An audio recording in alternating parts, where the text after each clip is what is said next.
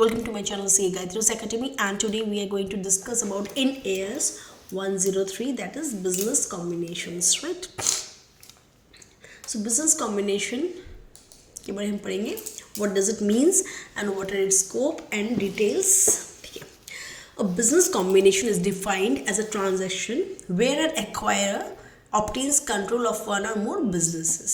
ठीक है, business combination उसको बोला जाता है जब एक्वायरर क्या करता है, कंट्रोल लेता है एक या ज़्यादा बिजनेस के ऊपर, right. The critical element is gaining control. यहाँ पे जो मेन मुद्दा है वो है कंट्रोल लेने का, not the legal purchaser, right? Not necessarily the legal merger of entities. This means a parent-subsidiary relationship created through an acquisition is also business combination. Parent-subsidiary का जो relationship है वो अगर create हो रहा है तो that is also a business combination because यहाँ पे control लेने वाला मेन बात है. यहाँ पे कोई भी लीगल परचेजर होने की जरूरत नहीं है. Okay, to qualify as a business an integrated set of activities and assets must include. ठीक है, कोई भी बिजनेस को, किसी भी एक्टिविटी को, इंटीग्रेटेड सेट ऑफ एक्टिविटीज को हम बिजनेस बोल के जानेंगे कब, when there are group of sets of inputs और उस इनपुट्स पे कुछ प्रोसेस अप्लाई किए गए हैं और वो जो प्रोसेस अप्लाई करके इनपुट से हमें कुछ आउटपुट्स मिल रहे हैं. So there must be assets must include inputs, processes applied to those inputs and the ability to create outputs, right. So main an integrated set of activities and assets must include the inputs, the processes applied to those inputs and the ability to create outputs. अब outputs कैसे कैसे आएंगे? Outputs are goods or services for customers. Okay, कोई भी service, कोई भी goods जो customers को मिल रहा है, इन्वेस्टमेंट इनकम और कोई भी तरीके का ordinary income. If a set of assets lack processes to create outputs, कोई प्रोसेसेस नहीं है जिसको आउटपुट्स प्रोड्यूस कर सकता है तो वो बिजनेस नहीं कहलाएगा.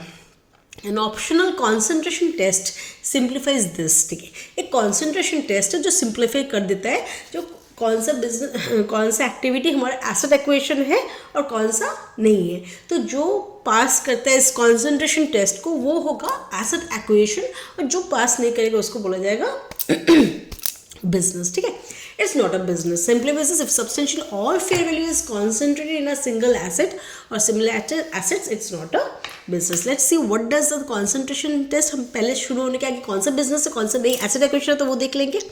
Concentration test under Ind AS 103. The concentration test is an optional shortcut to determine whether an acquired set of assets and activities qualifies as a business or just an asset acquisition. Let's see what does it say. What does it does? If substantially all the fair value of a gross assets acquired is concentrated in one single identifiable asset, कोई एक single identifiable asset में सब पूरा fair value सबका वहाँ पे add कर दिया गया और a group of similar assets में, then the set does not constitute a business. It is treated as an asset acquisition as Ind AS under Ind AS 103 does not apply to it. Okay, तो वो हो जाएगा asset acquisition जहाँ पे substantial और सब fair value of all the assets जो खरीदे गए ग्रॉस उसका एक सब्सटेंशियल आइडेंटिफाइबल एसेट में लेते हैं या ग्रुप ऑफ सिमिलर एसेट्स में लेते हैं तो वो एसेट एक्विजिशन के अंडर जाएगा, नॉट इंड AS 103. एग्जाम्पल्स लिख लेते और भी क्लियर हो जाएगा. Passes concentration test, not a business. जो पास का बिजनेस नहीं है. Purchase of single building with minor ancillary assets. एक सिंगल बिल्डिंग हम खरीद रहे हैं, कुछ एंसिलरी एसेट्स उसके साथ है तो it's not a business. It is passing the concentration test, मतलब वो एक सिंगल आइडेंटिफाइबल एसेट में जाएगा.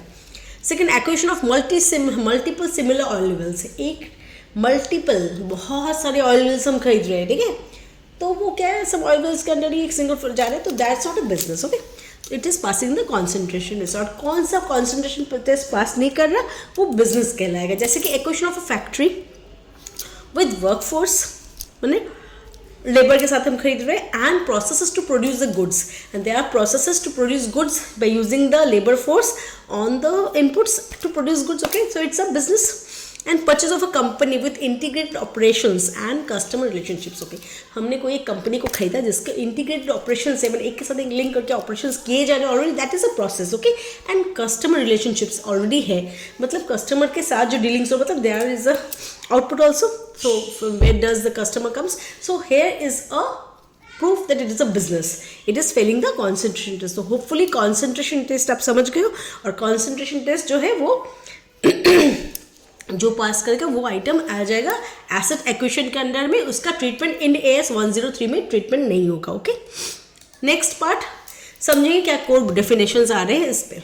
बिजनेस कॉम्बिनेशन, अ ट्रांजैक्शन और event where acquirer obtains control of one or more businesses. ठीक है, कोई भी एक ट्रांजैक्शन हो रहा है, ये इवेंट जो एक एक्वायरर कंट्रोल ले रहा है बिजनेस, एक बिजनेस पे या ज़्यादा बिजनेस पे। This can be achieve through purchasing shares, assets और mergers. Shares of the company खरीद के हो सकते हैं, उसके एसेट्स खरीद लेने से भी होंगे, या मर्जर होने से भी इसको बिजनेस कॉम्बिनेशन पकड़ा जा सकता है।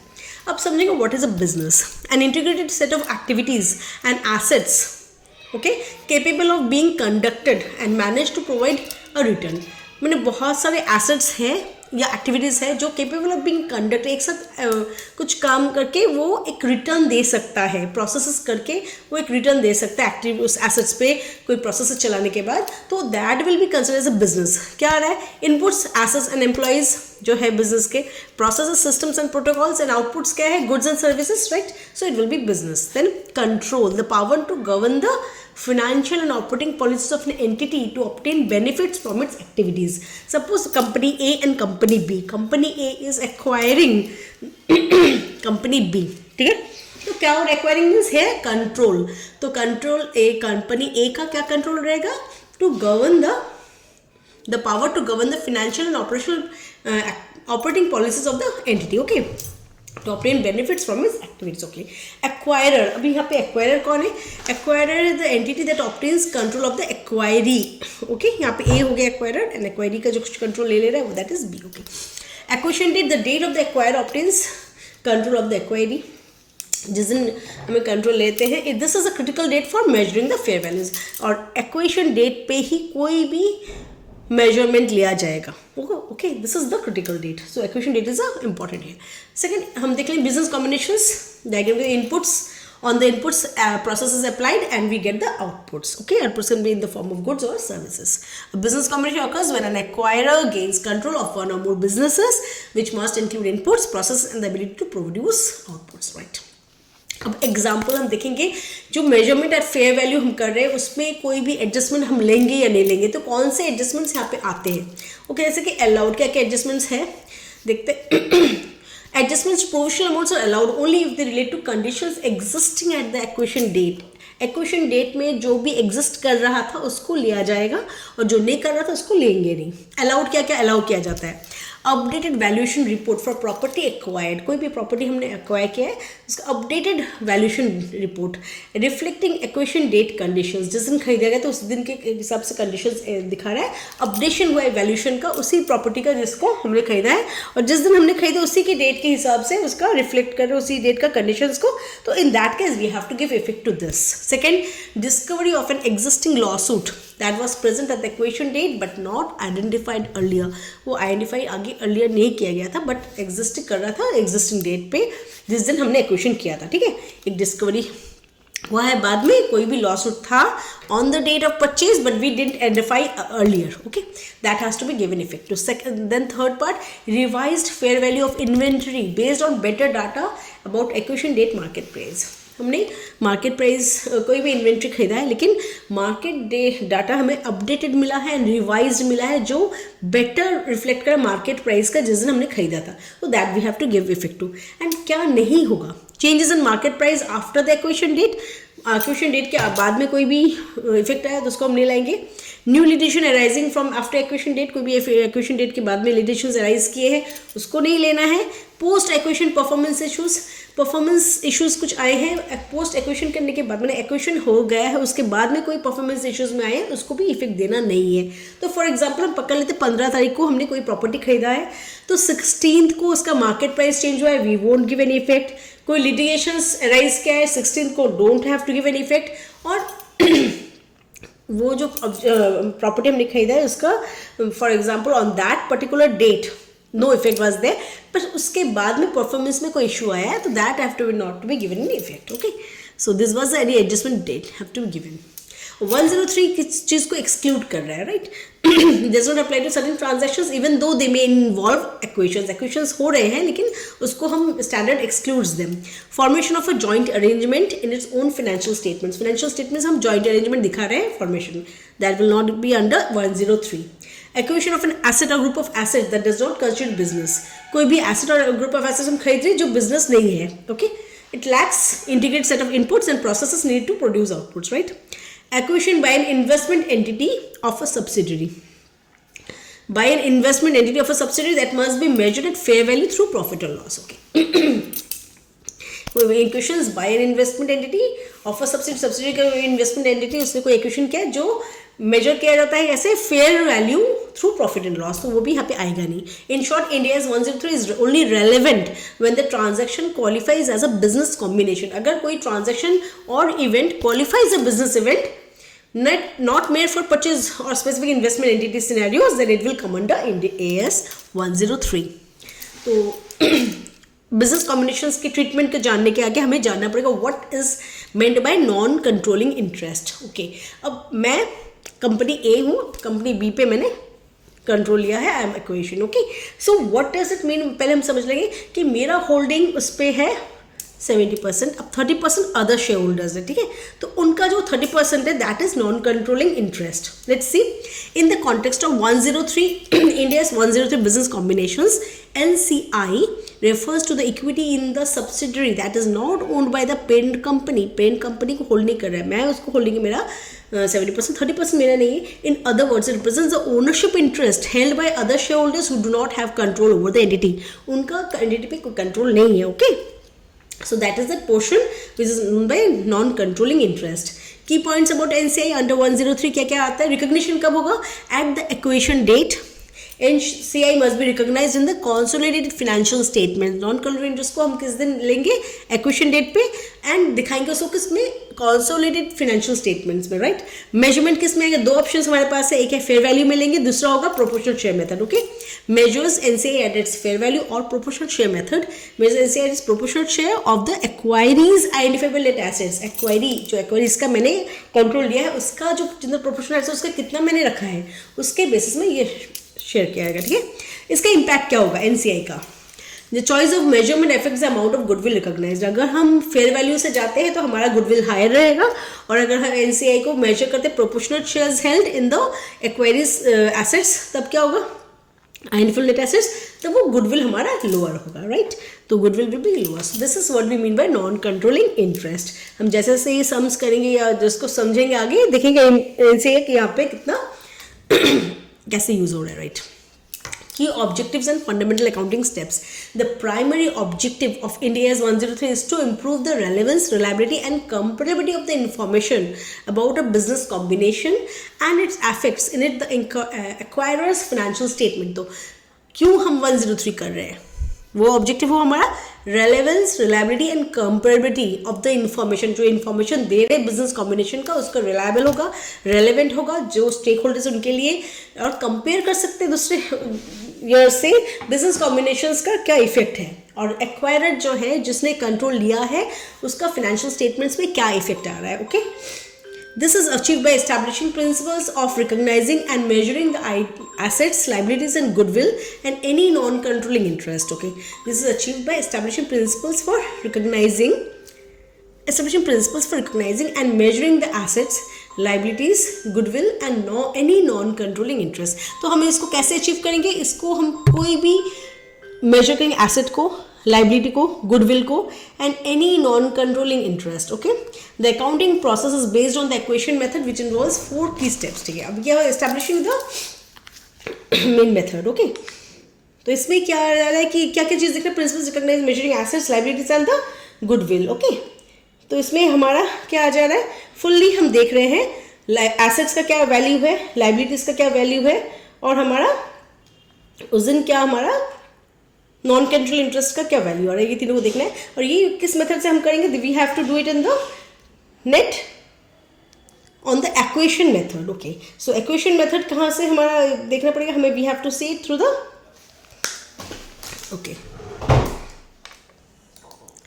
Identify the acquirer, determine the acquisition date.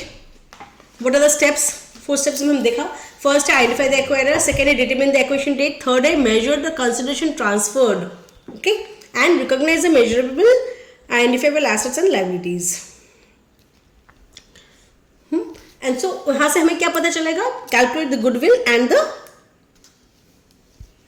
Bargain purchase gain. तो ये दो चीज हमें वहां से कैलकुलेशन कर सके। तो these are the 4 steps. First में हमें क्या करना है हम देख लेते हैं डिटेल्स में। और consideration transfer plus non controlling interest is equal to the goodwill. We knew this from before. Okay, अब हम स्टेप्स देखेंगे। What are the steps, right? Identify the acquirer, determine which entity obtains control, right? Second, कौन सा entity control लिया है उसको हमें पता चला। सेकेंड हमारा क्या हो गया, हमारा सेकेंड में आ गया कि determine the acquisition date. Okay, acquisition date क्या है वो हमें पता चला। थर्ड है मेजर कंसिडरेशन ट्रांसफर्ड, कंसिडरेशन जो हमने ट्रांसफर किया उसको मेजर करेंगे। तो फर्स्ट में identify the acquire depend which entity obtains control. Second, determine the acquisition date, the date control is transferred, कौन से दिन कंट्रोल को ट्रांसफर किया जा रहा है। Okay, third measure consideration transferred, calculate the fair value of at which the given up cash, shares, contingent payments, क्या हम दे रहे हैं उसका फेयर वैल्यू निकालेंगे। Consideration transfer, recognize and measure identifiable assets and liabilities, all identifiable assets, tangible and intangible, and liabilities assumed are measured at the acquisition date fair values, right? तो first हो क्या आइडेंटिफाई द एक्वायरर, कौन control ले रहा है। Second में acquisition date कौन सा है। थर्ड, क्या कंसिडरेशन जो ट्रांसफर किया उसका फेयर वैल्यू क्या है, वो कैश में हो सकता है, शेयर्स में हो सकता है, कंटिजेंट पेमेंट्स में हो सकता है। अब फोर्थ पार्ट आता है recognize the identifiable assets and liabilities, उसको कब लेना है, एक्विजिशन डेट में, फेयर वैल्यूज में लेना है, ठीक है। अब फिफ्थ जो हम दें गुडविल या बार्गेन परचेज वो देखेंगे। अब गुडविल कब अराइज करेगा, goodwill arises at the sum of consideration plus NCI plus fair value of prior interest. Prior interest मतलब कोई पुराना होल्डिंग हमारा है आगे का बिजनेस वो लेंगे, plus NCI non controlling interest plus consideration, ये एक्सीड करता है fair value of the net identifiable assets. Net identifiable assets जो इससे एक्सीड करता है then it will be goodwill. Okay, if it is an asset tested annually or for impairment. Okay, and bargain purchase gain कब होता है, arise at the fair value of net identifiable assets exceeds the sum paid, जो हमने दिया है conjunction दिया है, the gain is recognized in other comprehensive income, OCI में आएगा, and accumulated in equity as a capital reserve, उसको capital reserve में शो करेंगे, ठीक है। तो फर्स्ट में अदर कॉम्प्रिहेंसिव इनकम में इसको हम पहले रिकॉग्नाइज करेंगे गेन को, अगर net identifiable assets exceeds the sum paid then it will bargain purchase. तो उसको पहले हम एनसीआई से जो अमाउंट आया बार्गेन परचेज गेन का उसको पहले हम पास करेंगे अदर कॉम्प्रिहेंसिव इनकम से, एंड उसको नेक्स्ट उसको हम ट्रांसफर करेंगे इक्विटी में as capital reserve. So summary of key principles, treatment of these topics under 103 क्या होता है, 4 steps equation, remeasure old stake at fair value with any gain or loss hitting the profit and loss. Okay, पहले का जो भी old stake था उसको fair value में लेंगे, profit and loss में आ रहा है कोई gain उसको भी देख लेना है। All direct acquisition cost or expense not added to the purchase price, कोई भी अगर direct expenses थे खर्चे थे उसको acquisition cost थे उसको expense करने, इसको उसके साथ purchase price के साथ add नहीं होगा। Okay, if you can't finalize values at the reporting date, you have a measurement period maximum 1 year to use provisional figures. Okay, अगर अब उस दिन फाइनलाइज नहीं कर सक रहे हैं जिस दिन हम मेजर करें एक्विजिशन डेट पे, तो 1 साल हमारे पास मैक्सिमम पीरियड है, provisional period to make the payment right measurement of the fair values. Then adjust provisional amounts only for new information about the conditions at the acquisition date, recorded retrospectively by adjusting goodwill. Okay, अगर हम देख रहे हैं कोई भी adjustment हमें लेना है, हमने जो पहले था कौन से एडजस्टमेंट देने कौन से एडजस्टमेंट नहीं देने, तो जो भी प्रोविजंस अप्लाई करता है ऑन द एक्विजिशन डेट उसी को यहाँ पे इफेक्ट दिया जाएगा, otherwise not. Okay, and recorded retrospectively bye adjusting the goodwill, जो गुडविल है उसके अमाउंट को रेट्रोस्पेक्टिवली आफ्टर द डेट उसको यहाँ पे इफेक्ट दिया जाएगा, नॉट फ्रॉम बिफोर। ठीक है। When a business combination occurs, sometimes the acquirer cannot finalize the fair value of assets, liabilities or NCI at the reporting date. In such case, provisional amounts are used. In AS 103 allows a measurement period up to 1 year from the acquisition date to adjust these provisional amounts. Adjustment criteria क्या है?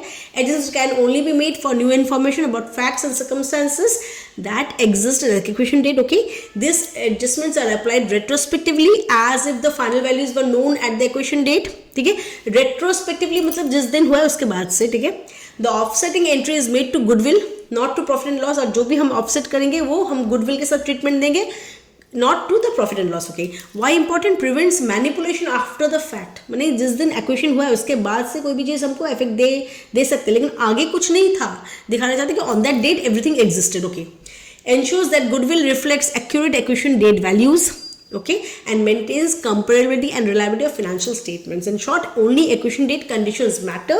Later events do not justify changes. Adjustments affect the goodwill, not the current earnings. इसलिए profit and loss में इसका change नहीं आया, उससे current earnings को affect नहीं करता है, सिर्फ गुडविल को अफेक्ट करता है. And so it is given the retrospective effect and the effect is given only through the goodwill. ठीक है. Measurement and accounting for consideration. अब consideration transferred is measured at the acquisition date fair value. It includes consideration में क्या क्या include करते हैं? Assets transferred, liabilities incurred and equity interest issued by the acquirer. कोई भी equity interest जो acquirer ने issue किया वो आता है, asset जो transfer वो आता है and liabilities incurred. Okay. Contingent consideration example earnouts which is recognized at fair value as part of the cost even if payment is uncertain. Payment अगर uncertain है फिर भी इसको पकड़ा जाएगा at cost. Okay. as a part of the cost पकड़ा जाएगा. earnouts. Okay. required rights, share based payments, awards and other items. ये सब हमारे contingent considerations के अंदर आते हैं. Transaction cost, advisory, legal, accounting fees are not part of consideration. Purchase price के अंदर में कोई भी transaction cost को लिया नहीं जाता है. कोई भी advisory खर्चा हमने किया, legal खर्चे, accounting fees जो आए, they will not form part of the purchase consideration.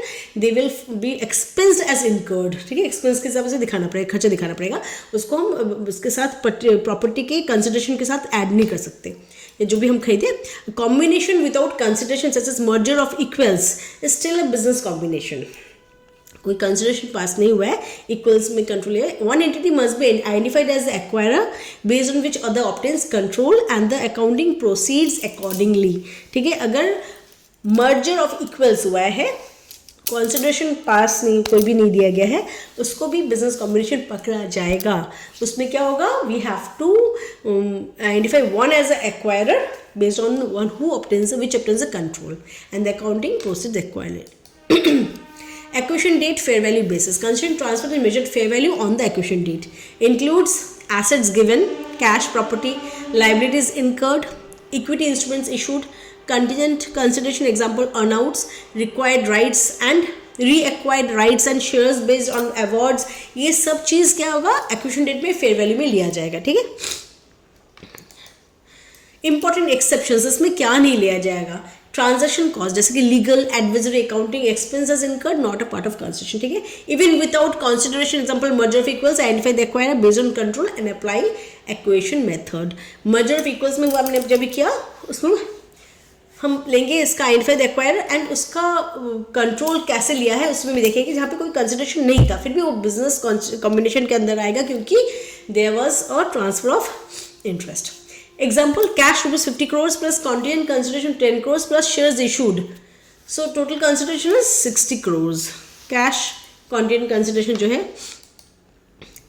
Consideration components, assets given, liabilities incurred, equity instruments issued, reacquired rights and share based awards. Okay, measured at acquisition date fair value. Accounting treatment, recognize goodwill or bargain purchase gain. तो दोनों में कौन सा आएगा? Goodwill आएगा या bargain purchase? Expense transaction cost, इसको expense दिखाएंगे. तो example 50 crore plus 10 crore content consideration plus share base total consideration आ रहा है. Asset acquisition versus business combination accounting.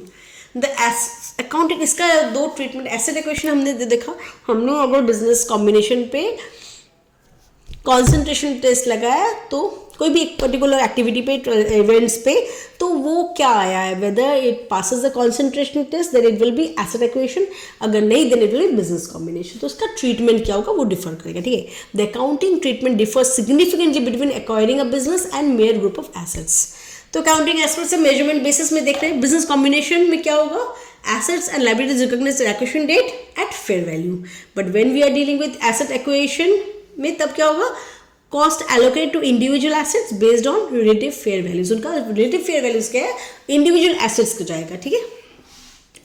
और जब हम फिर ट्रांजैक्शन कॉस्ट बोलेंगे, transaction cost in case of business combination will be expensed in the profit और लॉस एज इनकर्ड. खर्चा जैसे जैसे ट्रांजैक्शन कॉस्ट आता है उसको एक्सपेंस करेंगे. लेकिन जब एसेट एक्विजिशन होगा जो इंड AS 103 नहीं आएगा उसमें क्या होगा? It will be capitalized. Okay, as part of the total cost of acquisition. It will capitalize to the part of cost of acquisition में वो चल जाएगा. कोई भी खर्चा आता है वो add up to the cost of acquisition of the asset. Goodwill recognize an asset for business combination, but in case of asset acquisition goodwill is not recognized.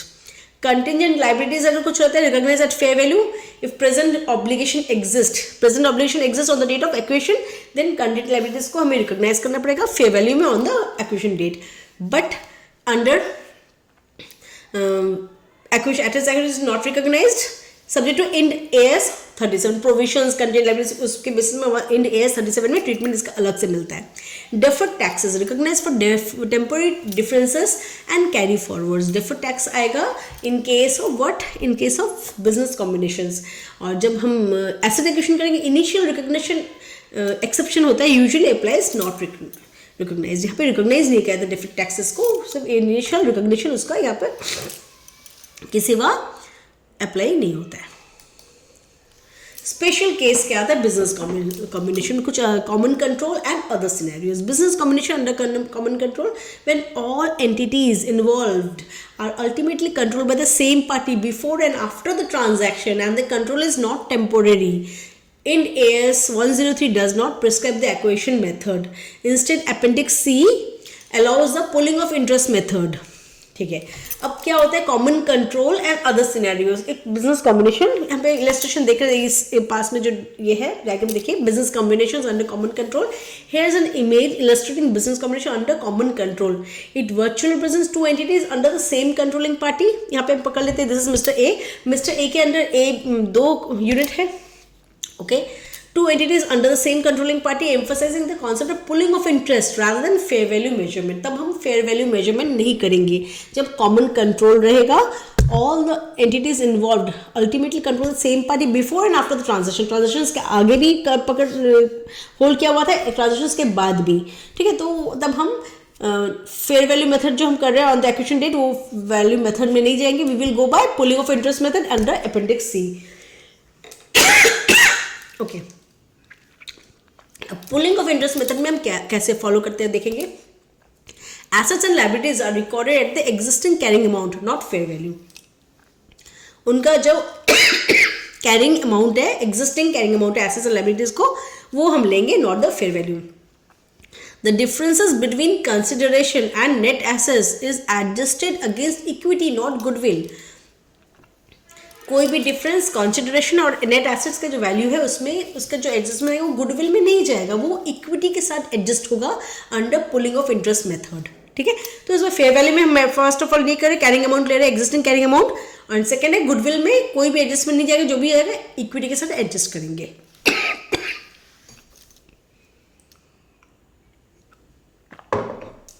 Okay so common control का scenario different होगा business combinations after reporting date अब reporting date के बाद business combinations अगर है if the combination occurs after the balance sheet date but before financial statements are authorized it is treated as non adjusting event it is treated as a non adjusting event under Ind AS 10 Ind AS 10 के हिसाब से उसको treatment दिया जाएगा not under Ind AS 103 मतलब balance sheet तक उसका कोई after the balance sheet date 31 मार्च हमारा हो गया कोई बिजनेस का उसके बाद में फाइनेंशियल स्टेटमेंट्स तैयार नहीं हुआ है ऑथराइज नहीं हुआ है तो तब वो नॉन एडजस्टिंग इवेंट हो जाएगा it is not reflected in the financial statements for that period It is not reflected in the financial statements for that period. Disclosure is required about the nature of the combination and its estimated financial impact. Okay.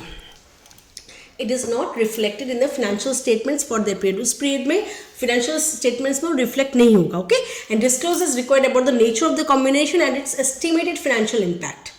और उसका क्या business combination का जो nature है वो हमें बताना पड़ेगा and it's estimated financial impact क्या होगा वो भी हमें दिखाना पड़ेगा okay in short common control transactions use pulling of interest book values equity adjustments and post reporting period combinations require disclosure only not adjustment और जो रिपोर्टिंग डेट के बाद होता है आफ्टर रिपोर्टिंग डेट के बाद हमें बैलेंस शीट हो चुका है लेकिन हमारा फाइनेंशियल स्टेटमेंट ऑथराइज नहीं हुआ है उसके आगे कुछ है तो वो नॉन एडजस्टिंग है तो उसको हमें एडजस्ट नहीं दिखाएगा उसका सिर्फ डिस्क्लोजर हमें दिखाना है ओके उसका ट्रीटमेंट होगा as per Ind AS 110 okay तो इन शॉर्ट कॉमन कॉम्बिनेशंस को फेयर वैल्यू में एट एक्विजिशन डेट नहीं लेंगे और जो आगे before the transaction after the transaction same control था ठीक है and after the date of the reporting period में भी जो होगा उसका कोई एडजस्टमेंट्स नहीं देना है only disclosure is required in short business combination under common control देख लेते हैं.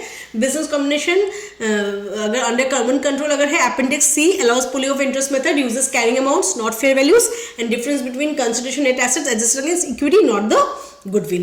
And business combination after the reporting period classified as a non-adjusting event under Ind AS 10 and requires disclosures only.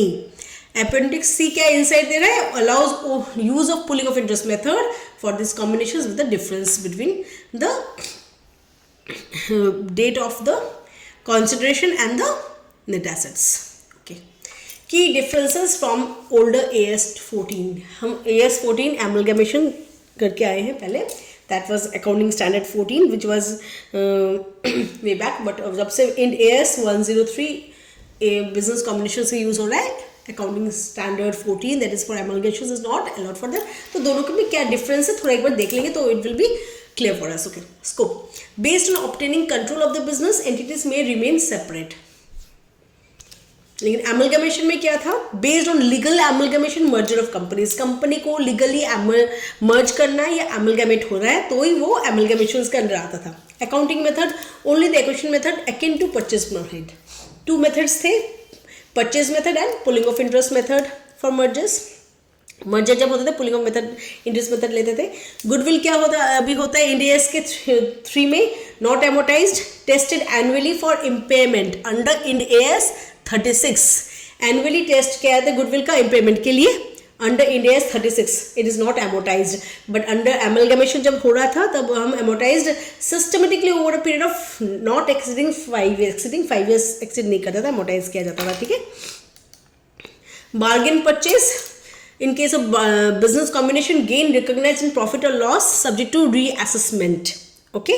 और पहले amalgamation में excess treated as capital reserve in equity.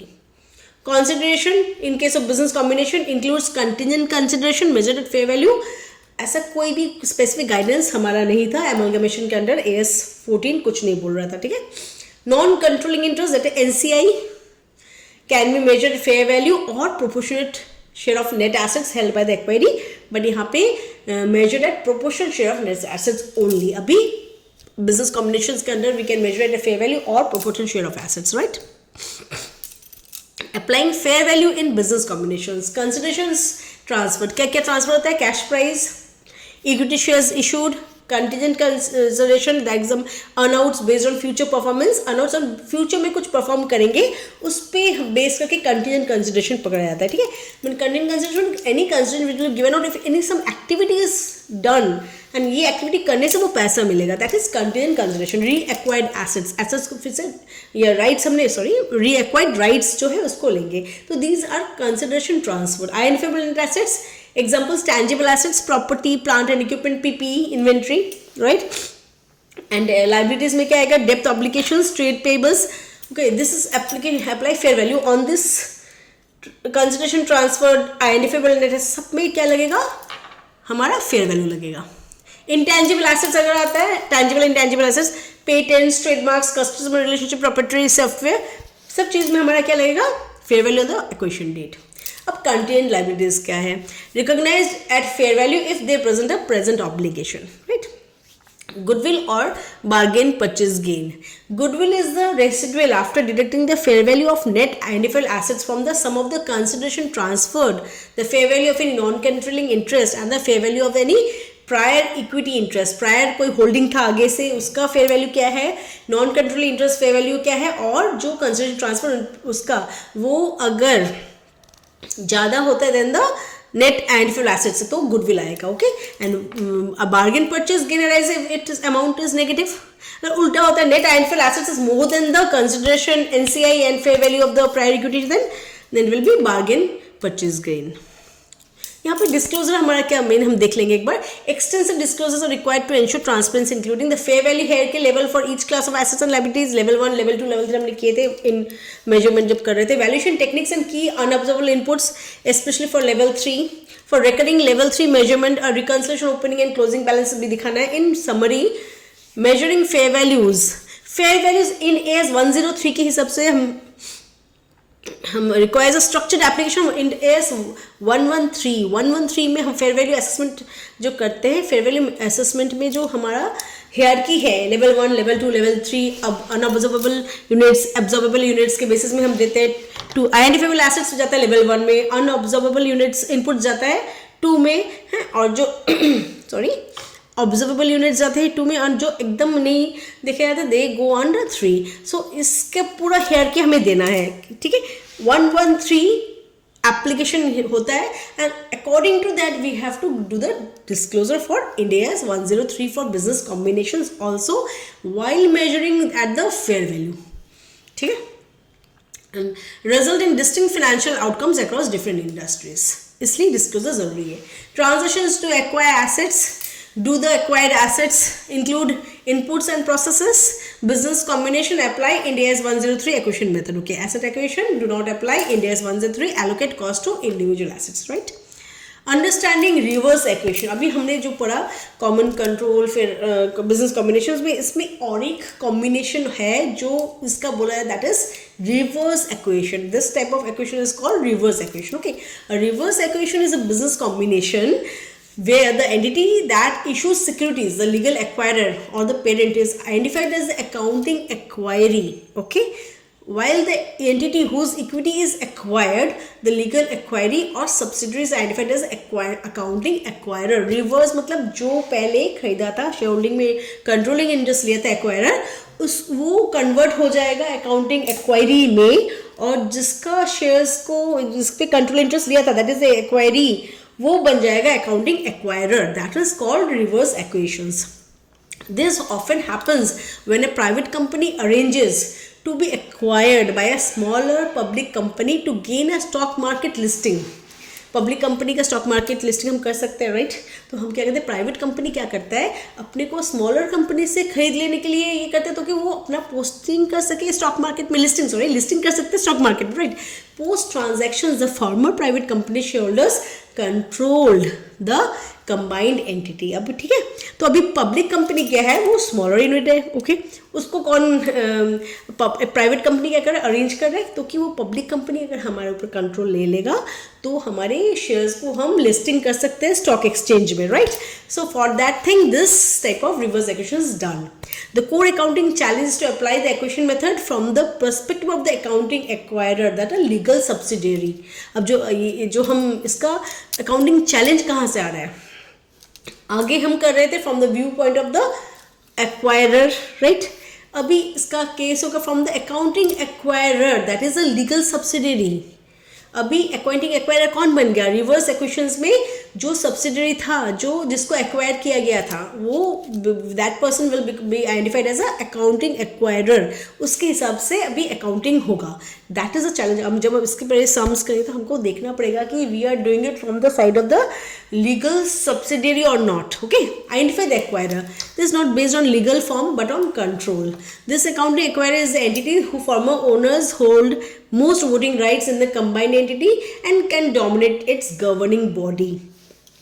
तो acquirer को हमको पहले देखना है. This is not based on legal form नहीं है, बट ऑन कंट्रोल के बेसिस में.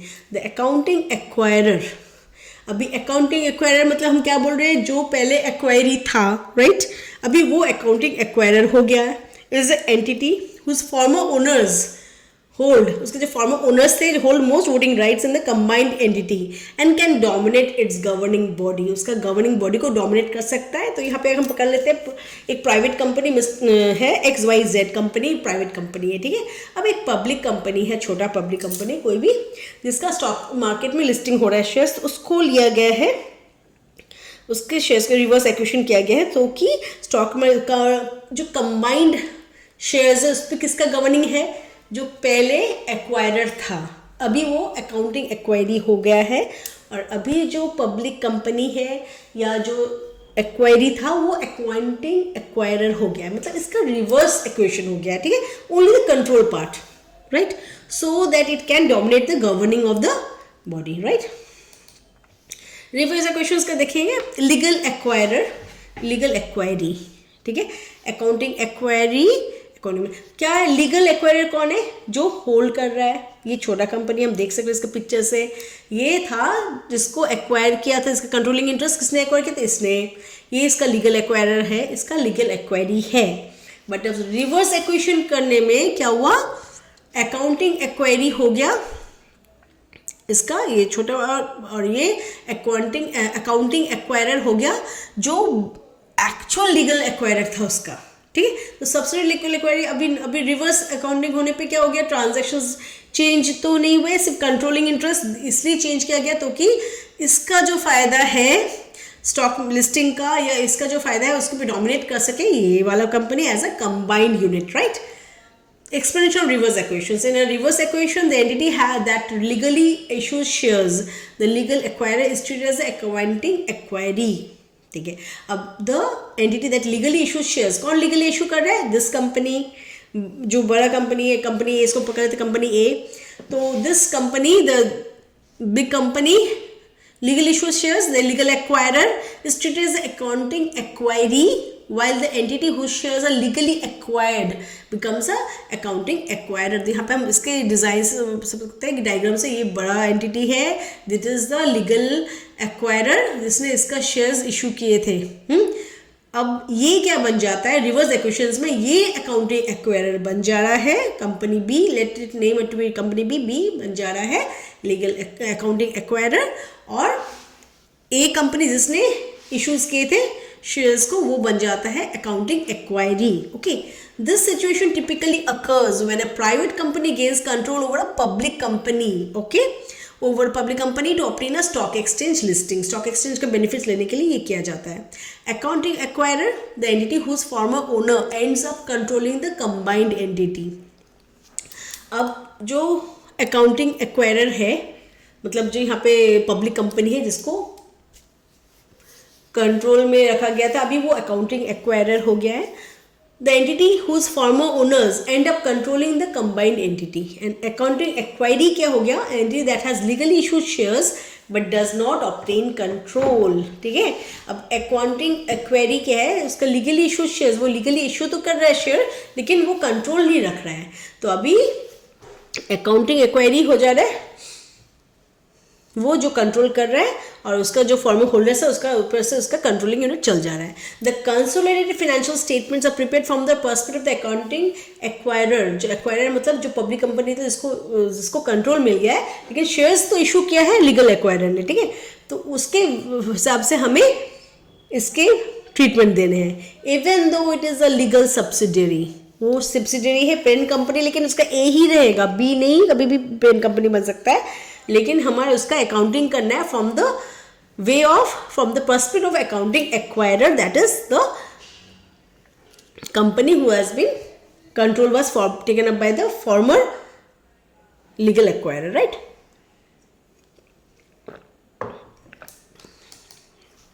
रिवर्स इक्वेशन, अकाउंटिंग एक्वायरी जो है, एक्वायरी हो गया जो लीगल एक्वायरर वही है, उसने शेयर इशू किया है, उसका कंट्रोल था किस पे, अकाउंटिंग एक्वायरर पे। अभी वो अकाउंटिंग एक्वायरर जो है वो पहले क्या था, उस पर कंट्रोल था एक्वायरी का, अभी वो बन गया अकाउंटिंग एक्वायरर, ओके। अभी क्या होगा, इसका कंट्रोल रहेगा उसके ऊपर, but issues of shares is always done by the legal acquirer, ठीक है। In reverse equations, the concession transfer is not an actual payment, but a hypothetical calculation. Since the accounting acquirer, that is a legal subsidiary, usually issues no real consideration, the amount is computed as, कोई भी consideration तो नहीं जा रहा है क्योंकि legal subsidiary जो है सिर्फ कंट्रोल लिया गया है और बाकी उसने तो कोई कंसिडरेशन पास नहीं किया है, ओके। तो यहाँ पे क्या कंप्यूट किया जाएगा, द नंबर ऑफ इस हाइपोथेटिकल कैलकुलेशन होता है, the number of shares the accounting acquirer would had to issue to give the former owners of the accounting acquiree the legal parent the same ownership percentage they achieved in real transaction, ठीक है। कितने shares को accounting acquirer को देना होता, farmer owners, उसका जो parent company उसको देना होता इतने शेयर्स को, परसेंटेज को अचीव करने के लिए। द रियल ट्रांजैक्शन क्या होना चाहिए तो उसको हम लेंगे, okay. This is a hypothetical, यहाँ पे कोई भी एक्चुअल कंसिडरेशन पास नहीं होता है, this is only an hypothetical calculation, okay. This hypothetical consideration is valued at the acquisition date, fair value of the either entity shares whichever is more reliably measurable.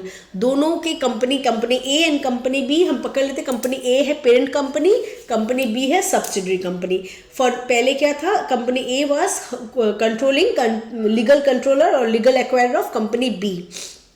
अभी company B है एक public company, उसका stock market में listing है, उसके benefit लेने के लिए प्राइवेट कंपनी ने क्या किया है, रिवर्स एक्विजिशन किया है, जिसमें क्या होता है जो सबसे लीगल कंपनी है वो कंट्रोल पा जाएगा on the accounting acquiree, that is a legal parent जो है, ठीक है। इसका रियल कोई भी कंसिडरेशन पास नहीं हो रहा, इसलिए हम इसका hypothetical calculations करेंगे। and how the hypothetical calculations are done, the hypothetical calculations are done on the basis कि अगर रियल ट्रांजैक्शन होता तो कितना शेयर्स देना पड़ता लीगल एक्वायरी को, सॉरी अकाउंटिंग एक्वायरर को, अकाउंटिंग एक्वायरी को, अगर रियली ये ट्रांजैक्शन होता है एट द फेयर वैल्यू दोनों कंपनी में जो सबसे अच्छे से मेजरेबल किया गया, मोर रिलायबल, नॉट अच्छा, it's a reliable word, reliably जहां से किया गया है उसके बेसिस में किया जाएगा। Okay, financial statements impact, the consolidated financial statements are presented at the continuation of the accounting acquires financials,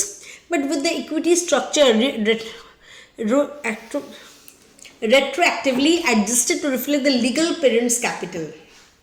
parent company उसका ही कैपिटल दिखाएगा, लेकिन इसका जो एक्वायर्स अकाउंटिंग एक्वायर है उसके फाइनेंशियल्स में कंसोलिडेटेड फाइनेंशियल स्टेटमेंट में दिखाना पड़ेगा। Okay, the legal parent's assets and liabilities are measured at fair value. The legal parent है जिसने यहाँ पे अभी एट प्रेजेंट जो रिवर्स एक्विजिशन के बाद जो अकाउंटिंग एक्वायरी हो गया that will be shown at the fair value, ठीक है। Why this matters? Reverse acquisitions flip the usual roles in accounting, requiring careful calculation of hypothetical consideration and equity adjustments to ensure accurate representation, ठीक है। तो अभी consolidated financial statement में क्या impact आएगा? From the perspective of the accounting acquirer, who is a subsidiary, legal subsidiary, right? Parent company के हिसाब से नहीं होगा, it will be done in as per the subsidiary company। अब जब लीगल पेरेंट जो है उसके एसेट लायबिलिटीज किसमें मेजर होंगे, फेयर वैल्यू में। एक एग्जांपल देखते हैं, हाइपोथेटिकल कंसिडरेशन कैसे करते हैं। After reverse acquisitions former owners of company X holds 80% of the combined entity, ठीक है।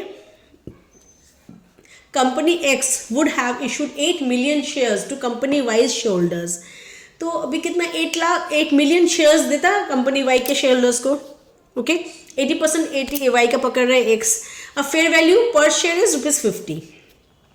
so hypothetical consideration क्या होगा, 8 मिलियन शेयर्स, कितने देंगे 8 मिलियन शेयर्स, कितने पैसे में कितना फेयर वैल्यू है ₹50, so it will be 400 crore rupees for the hypothetical calculation of the 8 million shares that will company X will have issued to company Y। company X private arranges a reverse acquisition with company Y public। Okay, after the transaction the former owner of the company X holds 80% of the combined entity। अभी यहाँ पे private company कौन है, X, Y क्या है, public company. After the transaction हो जाने के बाद former owners of X company holds 80% of the combined entity, 80% वो होल्ड कर रहे हैं। To achieve this ownership company X accounting acquirer would have had to issue 8 million shares to company Y shareholders। देना पड़ता उसको, कितना देना पड़ता, 8 million shares देना पड़ता तो कि Y को होल्ड कर सके।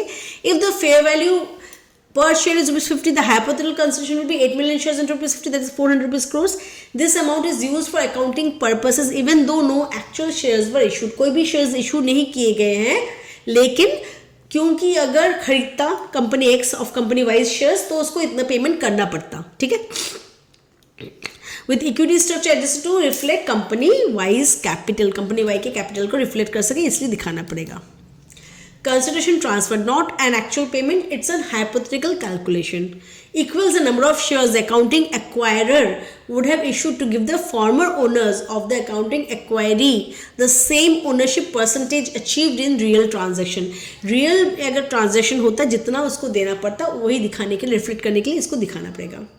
valued at acquisition date, fair value of either entity's shares whichever is more reliable। okay, और financial statement में impact क्या होगा, consolidated financials are presented at a continuation of the accounting acquirer's books। accounting acquirer जो उसके books में consolidated financials में दिखाना पड़ेगा। equity structure retroactively adjust reflect the legal parents capital, legal parent जो है उसके कैपिटल को एडजस्ट करना पड़ेगा, दिखाना पड़ेगा कि who is the equity structure retroactively adjusted to reflect the legal parents capital. Legal parents assets and liabilities have to be measured at the fair value. Why it matters? Reverse equation flip the usual rules in accounting, requiring careful calculation of hypothetical consideration and equity adjustments. Equity adjustment कहाँ करना पड़ेगा? In the case of the legal parent, that is the acquirer, right, जो पहले legal acquire था अभी है वो accounting acquiree हो गया, उसके बुक में लीगल इक्विटी का स्ट्रक्चर दिखाना पड़ेगा और कंसोलिडेटेड फाइनेंशियल में इफेक्ट जाएगा किसमें? Acquirer's, accounting acquirer's book who is the subsidiary company. Okay, अब कंटिजेंट कंसिडरेशन का अकाउंटिंग कैसे करेंगे, ठीक है. Contingent consideration example earnouts based on future profits is a part of the cost paid for business combination. Okay, initial recognition and measurement in a business combination including a reverse equation, contingent consideration is recognized at its fair value on the equation date as part of the total consideration transferred. तो contingent consideration earnouts based on future profits, future में कुछ profit होगा तो हम ये pay करेंगे, that is a contingent. contingent मतलब कुछ हो सकता है लेकिन हुआ नहीं है, we are not sure but it can happen. Okay, so initial recognition measurement in a business combination including a reverse equation, contingent consideration is recognized at its fair value at the equation date as a part of the total consideration transferred. Subsequent measurement कब होगा? After equation, खरीदने के बाद changes in the fair value of the contingent consideration not classified as equity are recognized in profit or loss. Subsequent after equation करने के बाद अगर कोई fair value पे कोई भी change हो रहा है तो वो classify and is not classified as equity, equity में नहीं आएगा, recognised in profit and loss. So they this differ sharply from an asset acquisition where subsequent changes adjust the capitalised cost of the asset. जब subsequent कोई भी measurement मिल जाता है contingent consideration में, अगर वो एसेट एक्वेशन का केस होता है, in that case what does it do? It adds up to the cost of the asset. It is added to the cost of the asset, that is it is capitalized. The cost is added to the purchase price of the asset. But in case of business combinations, initial recognition measurement at fair value at the equation date होगा and it has to give effect. But subsequent measurement अगर कुछ होता है that have to be given through the profit and loss. No treatment is given in the equity. Okay. Impact on financial statements, balance sheet, initial recognition of contingent consideration is liability और equity if classified as such, जैसे आएगा contingent consideration. Goodwill increases because contingent consideration is part of total consideration. Goodwill increase करेगा, contingent consideration ज़्यादा होता है. Profit and loss में क्या आएगा? Subsequent fair value change if not equity flow through profit and loss, creating volatility in earnings. Profit and loss में कैसे change आएगा? फेयर वैल्यू चेंज होगा इफ नॉट इक्विटी अगर नहीं आता है, flow through profit and loss, तो उसमें चेंज में अर्निंग्स में चेंज आ जाएगा. एक्चुअल पेमेंट्स, कैश फ्लो में actual payments under contingent consideration affect financing और investing cash flows well settled. Investing financing cash flows को चेंज करेगा अगर इसका कोई इफेक्ट यहाँ पे लाना है, right. Business combination versus asset acquisition accounting. अभी बिजनेस कॉम्बिनेशंस का क्या अकाउंटिंग था और एसेट एक्वेशन का, तो हमने इसको पहले ही देखा था कि मेजरमेंट ऑफ एसेट्स लायबिलिटीज, जब एसेट लायबिलिटी का रिकॉर्डेड फेयर वैल्यू, जब एसेट एक्वेशन हम किए थे वो होगा relative fair value of relative recorded cost allocated based on relative fair value. Transaction cost in case of business combination is expensed, but in case of asset acquisition it is capitalized. Contingent liabilities अगर होगा recognized at fair value if a present obligation exists, generally not recognized. Goodwill recognized as an asset excess over fair value of net assets और इसमें recognize नहीं होगा. Business combinations achieved through stages. Okay, accounting treatment. First one, this occurs when an acquirer gains control of another entity in which already held an equity interest. That is an associate of financial asset. An associate or financial asset वो पकड़ के रख रहा है, तो accounting treatment. The acquirer must remeasure its previously held equity interest to its acquisition date fair value. Gain or loss, any difference between the fair value and the previous carrying amount is recognized as a gain or loss in the profit and loss. Okay. Overall consideration अगर stage में हो रहा है, the total consideration transfer in the business combination sum of the fair value of the previously held interest, any consideration, cash, equity issued, etc. paid at the acquisition date. Consolidation from the acquisition date, the acquirer fully consolidates the acquiree's result. Acquisition date में इसका consideration पूरा completely किया है. Step acquisition, previously held equity interest remeasured at fair value. Gain or loss जो भी आता है profit loss से पास किया जाएगा. Full consolidation, total consideration. Step acquisition requires measurement at fair value with gains and losses recognised in profit and loss, right. Example एक करते हैं. company A initially acquires 30% of the company B for rupees 30 crores and accounts for it as an associate under Ind AS 28. 2 years later, पहले 30% hold करा था company B का 30 crores में, ठीक है. 2 years later, company A purchases an additional 40% of the 50 crores. 50 crores में additional unit पकड़ रहा है, gaining control over company B. Company B पे बाद में वो कंट्रोल लिया है, पहले उसके पास ऑलरेडी 30% था, अभी 40% फिर से उसने ले लिया, तो उसको अभी होल्ड कर 70%, 30 + 40 70% होल्ड कर रहा है, राइट. तो अभी उस पर कंट्रोल आ गया. Accounting treatment at the acquisition date क्या होगा, तो पहले वाले जो स्टेक था उसको हमको फिर से रीमेजर करना पड़ेगा. Remeasure previously held interest. The earlier 30% stake carrying amount was 30 crores, remeasured at its fair value से रुपीज 45 crores. अभी क्या क्या वैल्यू है 50 crores, उसके वैल्यू में उसको रीमेजर करना है, तो it will stand out to be 45 crores जो हमने 30 crores में लिए थे, plus gains of rupees 50 crores, क्योंकि तब था recognise in profit and loss.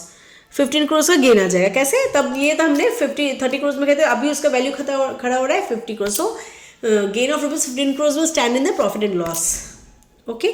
Total consideration कैसे पता चला, rupees 50 crores new purchase plus 45 crores fair value of old stake is equal to 95 crores. 95 crores आया. Allocate to net assets and goodwill. Compare total consideration with the fair value of companies B's net assets to compute goodwill. अब company B के जो net assets उसके साथ हमें देखना पड़ेगा क्या इसका वैल्यू खड़ा हो रहा है. तो इसका 50 crores टोटल अभी का प्लस 45 crores आ गया, तो 95 crores खड़ा हुआ. Goodwill is equal to fair value of the previously held interest 45, ठीक है, प्लस एडिशनल कंसिडरेशन, ओके, जो आया fair value of any NCI non controlling interest रहेगा minus fair value of net assets acquired. Applying for the example fair value of old stake 45 crores, new purchase 50 crores, total consideration 95 crores. Okay. Fair value of net assets assume हम कर लेते हैं 80 crores का है, ठीक है. तो goodwill कितना खड़ा हो गया, 95 crores माइनस 80 crores हमने एज्यूम किया है इसका fair value of net assets of company B, तो it stands with 15 crores. This 15 crores is recognized as goodwill in the consolidated financial statement. So hope it is clear कैसे हम steps में acquisition method follow करते हैं. Old stake का remeasure करेंगे आज के दिन में, प्लस नया वैल्यू जो है, जो कंसिडरेशन है एनसीआई कुछ अगर फेयर वैल्यू मिलेंगे, एडिशनल कंसिडरेशन जो अभी पे करें, if it is more than the fair value of the net assets, identifiable assets or liabilities at the date, acquisition date उस of the company जिसको हम खरीद रहे हैं, तो वो हमारा गुडविल हो जाएगा. उल्टा क्या होता है हमारा, ओके, ये हमारा गुडविल हुआ, नहीं तो परचेज गेन वो हमारा वो डिफरेंट ट्रीटमेंट देंगे. Practical examples of journal entries. Okay. Example 1, acquisition method with goodwill. Facts: Company P acquires 100% of Company S for 10 lakh cash. On acquisition date, the fair value of S's identifiable net assets is 8,50,000. ठीक है. Acquisition cost है 50,000. Generally the books of P acquired जो कर रहा है उसका क्या आएगा, investment account debit, investment in S 10 lakhs का, to cash bank 10 lakh. Okay. Recognize assets liabilities at fair value and goodwill. Identifiable assets 8,50,000 fair value है. Goodwill balancing figure of 1,50,000. To liabilities assumed, okay, and to investment 10 lakhs. Investment कितने किए थे उसने, 10 लाख के investment किए थे, ठीक है. अभी आइडेंटिफाइड एसेट्स 8,50,000 है, और गुडविल बैलेंसिंग फिगर जो 1,50,000 निकला था. Okay. Expense acquisition cost, acquisition expenses 50,000 का था, टू बैंक करोर्स, वो एक्सपेंस में चल जाएगा, ठीक है. दैट विल नॉट कॉस्ट और add up to the purchase price. Okay. अब जो अगर हमारा मैंने जो बोला बार्गेन परचेज गेन जो होता है वो होगा अगर net identifiable assets value is more than the purchase price along with the consideration paid plus fair value of previous held stock. Okay. अब company B X acquires 100% of company Y for 7 lakhs cash. The fair value of Y's identifiable assets is 8 lakhs. So 1 lakh का क्या हो गया, bargain purchase gain. Okay. Generally क्या होगा, identifiable assets 8 lakhs, to liabilities assumed एम्ड, okay, and to cash and bank 7 lakhs. To gain or purchase gain, that will be OCI, will be passed through OCI and then later on transfer to capital reserve and equity. Okay. Subsequent measurement and pre-disclosure contain consideration recognized at fair value at acquisition date. Subsequent changes are accounted for in profit and loss if it is a liability or asset or not remeasured if it's equity. Goodwill not amortized, tested for impairment annually or more frequently if indicators exist. Disclosed Ind AS 103 requires extensive disclosures including the rationale for the combination, acquisition date, fair values of assets, liabilities, details of consideration, goodwill and bargain purchase. सब चीज़ का details हमें देना है, ठीक है? Okay. Expenses of business combination. Ind AS 103 mandates specific treatment for various costs incurred during an acquisition. Transaction cost, these costs are directly attributed to the combinations such as finder's fee, legal, accounting, valuation and other professional fees. They are not part of the purchase consideration and must be expensed as incurred. जैसे दिखाएगा उसको हमें खर्चा देने पर जब भी आएगा ये ट्रांजेक्शन कॉस्ट हमारे इसमें ऐड नहीं होते. Internal cost related to maintaining an internal acquisitions department और other general administrative cost are also expensed as incurred. Okay. Cost of issuing debt or equity, these are accounted for separately under other standards. Example, Ind AS 32109 for financial instruments. Okay. Insurance cost जो आता है for Ind AS 32 के अंदर में for equity and typically deducted from equity, while debt issuance cost may be deducted from the liabilities carrying amount. Okay. So expenses of business और transaction cost add नहीं होगा, internal cost का होगा expenses incurred. Okay. वही department में internal cost expense as incurred, costs reduce equity, increase debt liability. In such costs related to issuing debt or equity are accounted for separately in business combinations. Okay, issuing debt और equity के हिसाब से कोई भी खर्चा को उसको separately in business combination दिखाते हैं. Costs related to issuing debt or equity are accounted for separately in business combinations. Mandatory disclosures क्या है, बहुत इंपॉर्टेंट है. Mandatory disclosures बेसिक डिटेल्स में क्या जाएगा, name and description of the acquiree. Acquiree में जिसका कंट्रोल ले रहा है, ठीक है. Name and description of the acquiry, acquisition date and percentage of voting equity interest acquired. Example, acquired XYZ Limited on 15th March 2025 80% equity stake. तो हमें उसका नेम देना है, डिस्क्रिप्शन ऑफ द एक्वायरी देना है, ठीक है. Purpose and control, primary reason for combination क्यों हुआ है, प्राइमरी रीजन देना है. Description of how control was obtained. Okay. Example, acquisition aimed at expanding into renewable energy, control obtained via share purchase agreement. तो description how control was obtained. Actually expanding is renewable energy को expand करने के लिए लिया गया है. Control obtained via share purchase agreement. Okay. Financial impact, amounts recognized for each major class of assets and liabilities. Example, PPE plant property equipment का 120 crore, inventory 30 crore and डेप्थ 50 crore. Financial impact क्या वो भी दिखाना है. तो पहले हमें बेसिक डिटेल्स दिखाए, सेकेंड में पर्पस एंड कंट्रोल, पर्पस क्यों लिए थे, उसका प्राइमरी रीजन देना है, डिस्क्रिप्शन देना है, कंट्रोल कैसे लिए और फाइनेंशियल इम्पैक्ट क्या हुआ. अब गुडविल एंड बार्गेन परचेज, अगर qualitative factors making up goodwill, क्या क्वालिटी फैक्टर्स है गुडविल में अमाउंट कर रहा है. Amount of any bargain purchase again recognized. Okay. इसमें goodwill reflect synergies in technology and customer base. Consideration details, acquisition date, fair value of total consideration and its components, contingent consideration arrangements and indemnifications of assets. Example, total consideration 200 crores, cash 150 crores, contingent 50 crores. Contingent मतलब कोई भी चीज़ अगर contingent है कि कोई भी particular activity होने के बाद या परफॉर्मेंस होने के बाद उसको मिलेगा पैसा, तो that is contingent. Okay. Measurement uncertainty, if provisional amounts are used, disclose reason. अगर कोई प्रोविजनल अमाउंट यूज किया गया है उसको डिस्क्लोज करना है, reason why it has been used and item subject to change, और क्या चेंज हो सकता है. Fair value of intangible assets, provisional pending valuation report. कोई भी जिस दिन एक्विजिशन किया गया था इंटेंजिबल एसेट्स का, उसका पेंडिंग था ऑन दैट डे कि उसका वैल्यूएशन कोई भी केस चल रहा होगा, तो in that case it can be taken provisional amounts. Okay. This include fair value, hair के level, valuation techniques and key assumptions for transparency. अब जब फेयर वैल्यू मेजरमेंट हम जब कर रहे हैं इसका, तो हमको 113 फेयर वैल्यू मेजरमेंट के इंडेक्स को भी माथे में रखना है, उसका हेयर की लेवल 1 2 3 भी यहाँ पे अच्छे से दिखाना है, so that we can have the transparency of the whole thing. Okay, so this was the disclosure which we require for business combinations, and in the next video we are going to come out with some sums, MCQs, so that we can deal with this in AS 103 in a very comfortable manner.